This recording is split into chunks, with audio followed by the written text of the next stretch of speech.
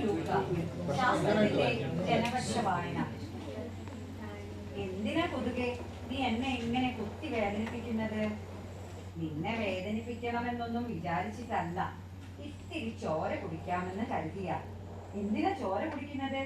ഞങ്ങളൊന്നും ആരുടെയും ചോര കുടിക്കുന്നില്ലല്ലോ.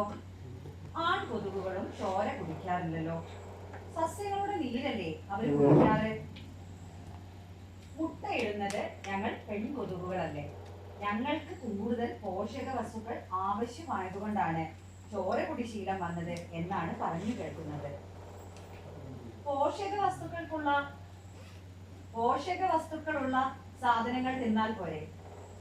നിങ്ങൾക്ക് ആഹാരം ചവച്ചരച്ചു കഴിക്കാൻ നല്ല പല്ലുണ്ട്, അപ്പൊ നിനക്ക് പല്ലില്ലേ? എനിക്ക് പല്ലൊന്നുമില്ല. എന്റെ വായയുടെ ഭാഗം സൂചി പോലെയാണ്.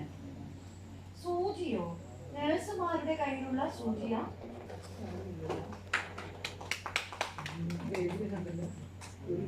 എത്തിയപ്പോഴേ ഒന്നുകൂടി പറഞ്ഞു.